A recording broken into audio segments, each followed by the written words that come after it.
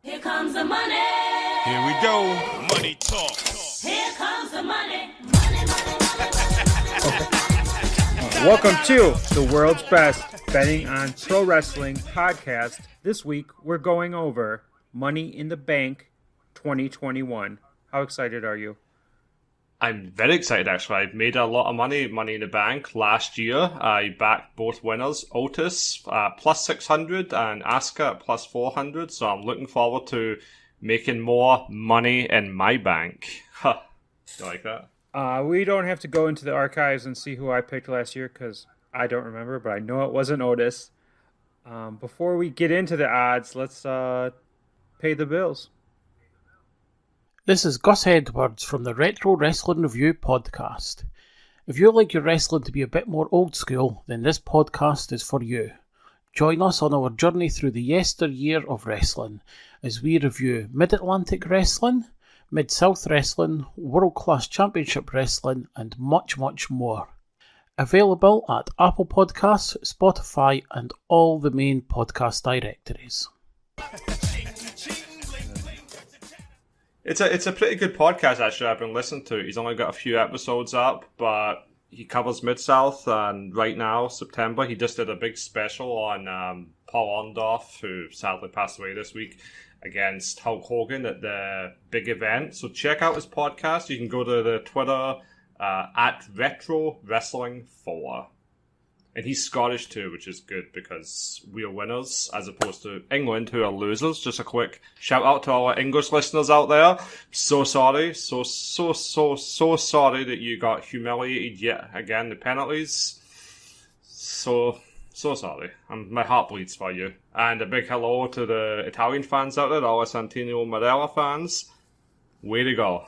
Way to crush England.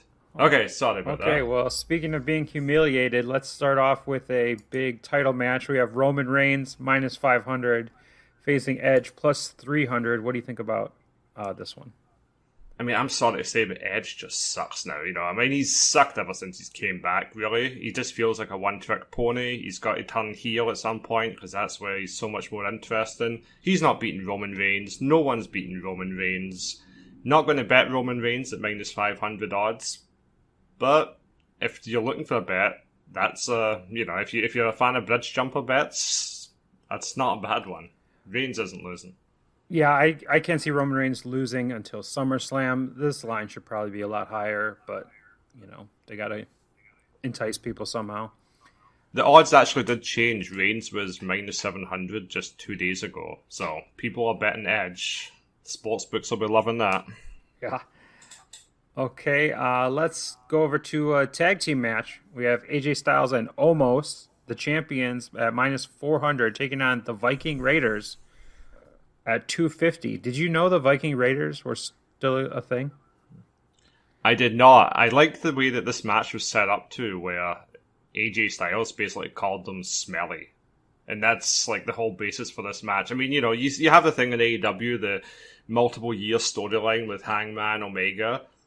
But this smelly, man, this is my number one storyline of the year. Have you ever bet anything at minus 400? Because I don't think I have, other than joke bets, for like betting challenges. But minus 400, AJ Styles it's almost worth betting here, isn't it? I would say that, except for it's a tag team title in WWE, which never seems to make much sense. You got partners turning on each other every day. I think AJ Styles and Omos are going to win, but I wouldn't hate you. And I wouldn't be shocked if the Viking Raiders somehow pulled it off.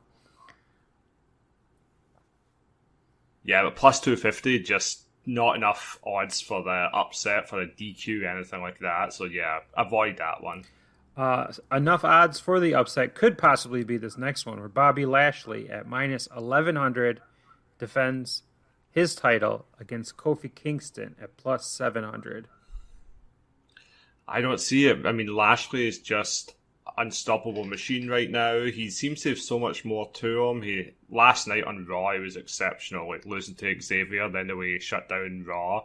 Like, I couldn't get to sleep for hours afterwards. I had so many goosebumps. Sorry, I tried to say that with a straight face, but I didn't. But no, Lashley's just phenomenal. This is a filler feud. They've did a really good job with that. I really liked Xavier pinning Lashley last night because it made him not seem, immortal basically. But I still think Lashley's going to take this one. And although I have no idea what the plans will be for SummerSlam, but I've got to think Lashley takes this one. He's actually lost his last 2 matches, so it would help him to get a win here too. Yeah, Lashley, the big WrestleMania win against Drew, the last time ever win against Drew.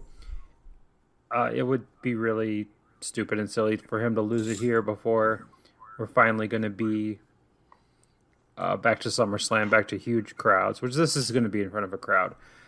But I just don't see a title change here either. Finally, a match with some odds that are a little juicy to bet on. Rhea Ripley, minus 140, taking on Charlotte Flair, plus 100. Take it away. You know my rule, always bet on Charlotte. I said that last month at Hell in a Cell. Plus 250 odds, bet on Charlotte to beat Rhea Ripley. She beat her. That's what you do. That's what I do.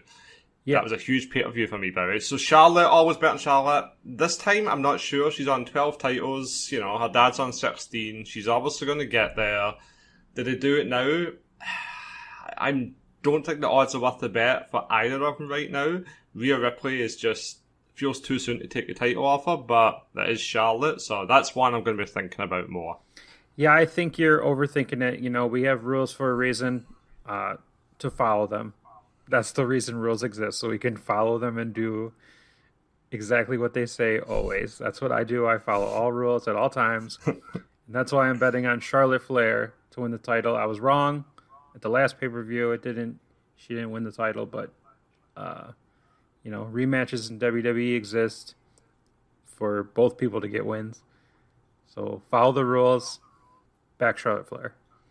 Especially with Becky and Sasha potentially coming back, that could lead to SummerSlam, Charlotte versus one of them. That would kind of make sense too. So that's a sound reason to bet on Charlotte if you're looking for sound reasoning.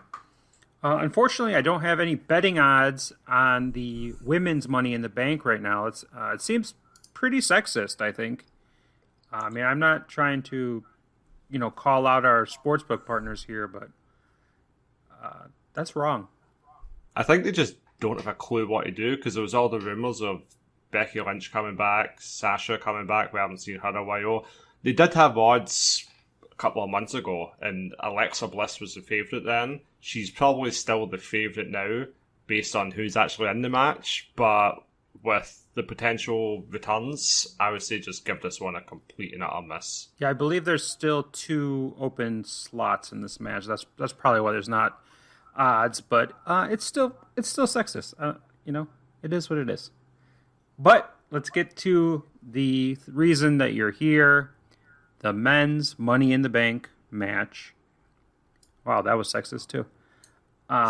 So here's what we have. We have Big E plus 175, Seth Rollins plus 250, Drew McIntyre plus 400, Riddle plus 550, Kevin Owens plus 800, Nakamura plus 1200, John Morrison plus 1600, Ricochet plus 1600.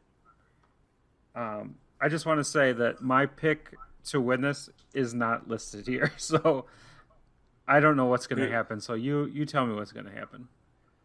Well, Big E just had a big jump in the odds. He was plus 500 2 days ago. He jumped to plus 175. I see no real reason for that. I have no idea why his odds went that way because, he's really not done much. Plus, I'm sure he's got some unfinished business with Apollo Crews. They've only 20 matches together this year, so probably still another 19 to go, for the best of 39 match, whatever the hell they're doing with those two. I like Seth Rollins, plus 250. The storyline with Roman Reigns writes itself. Seth's cashed in before. Plus, Reigns versus Cena set at SummerSlam, so you've got Seth for more down the road and so on. I don't see Drew winning. He's the third favourite. Drew versus Roman, I think that's a match for down the road maybe, but they've got to rehab Drew a bit, and That's probably more WrestleMania if they're actually future thinking ahead. Seth's coming in hot. He's won his last 3 matches, beating Cesaro, and Cesaro. That was with Bianca Belair in the tag team match. But yeah, Seth Rollins for me, so many storylines involving him and Reigns, the history of him having cashed in Money in the Bank, like with Brock versus Roman and so on.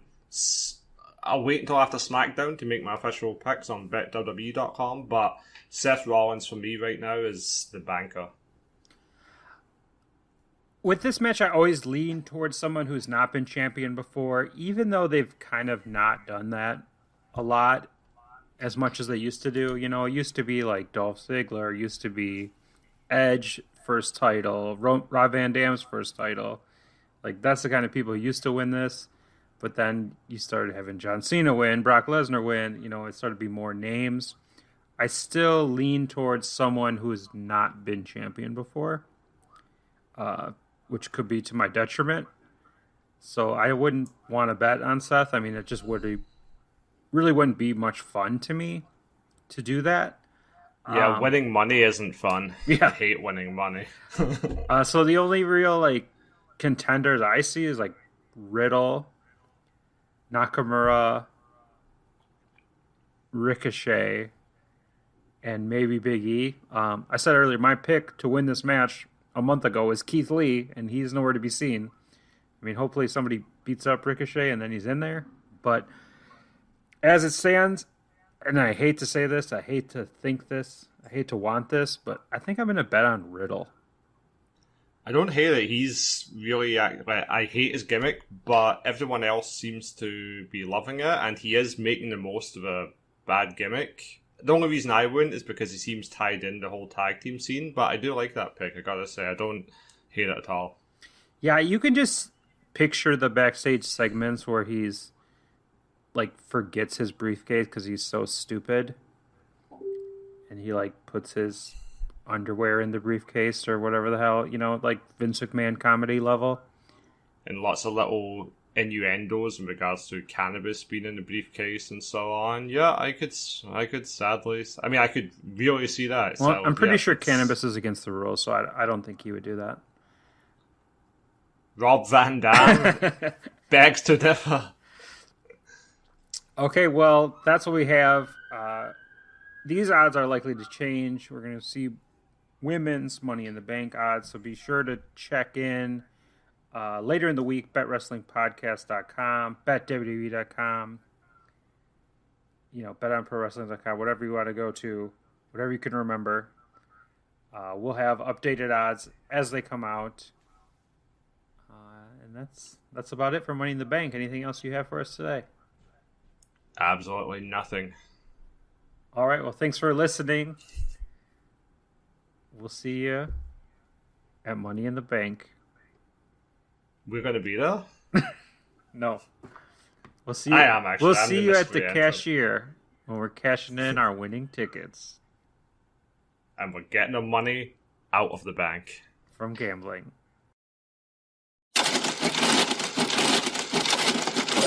I'm rich, bitch. Okay, G's up, little scrap. I got money, be a me, money in the bank. See you, I got money in the bank. Yeah. Shout out what you drink. I got money in the bank. Yeah. Shout out what you drink. I got money in the bank. Yeah. Shout out what you drink. I got money in the bank. Shout out